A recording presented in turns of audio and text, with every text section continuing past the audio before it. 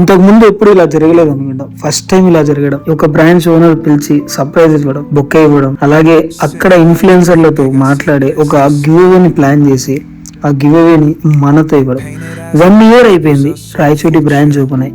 So 1 year లో more than memories. ఎన్ని memories ఉన్నాయంటే, ఎంత మంది కస్టమర్స్, మోర్ దెన్ 80,000 డీల్స్ కొట్టాం 1 year లో. సో మంచి సక్సెస్ వచ్చింది. అలాగే వీళ్ళిద్దరికి కంగ్రాచులేషన్స్ కూడా చాలా బాగా గట్టిగా చెప్పారు. సో ఇద్దరు బాగా బామ్మడుగులు చాలా బాగా చేసుకుంటా ఉన్నారు. బ్రాంచ్ తీసుకునే ముందు దీంట్లో జీరో నాలెడ్జ్, కానీ ఇప్పుడు వీళ్ళ ఉన్నంత నాలెడ్జ్ నాకన్నా ఉంటుందా లేదా అనేది. సో ఇన్వాల్వ్ అయిపోయి ఈ బ్రాంచ్ ని చాలా చాలా చాలా సక్సెస్ చేశారు.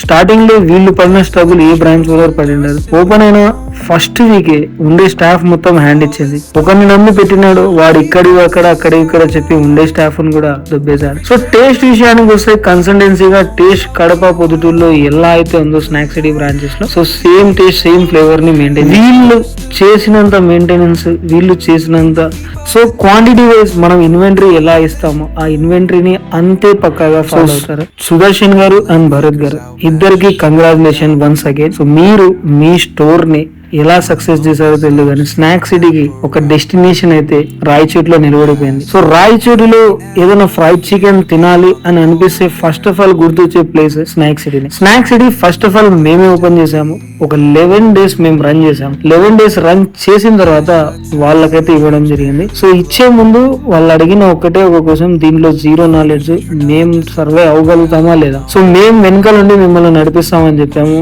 అలాగే నడిపించాము. 1 year యానివర్సరీ రోజు వాళ్ళే మాకు సర్ప్రైజ్ ఇచ్చారు. థ్యాంక్ యూ అండి, thank you so much Rayachoti ప్రజలందరికీ. సో వన్స్ అగైన్ ఎవరికైనా ఫ్రాంచైజీ కావాలనుకుంటే స్నాక్ సిటీ ఫ్రాంచైజీ కన్సల్ట్ అవ్వండి, ఫ్రాంచైజీ తీసుకోండి.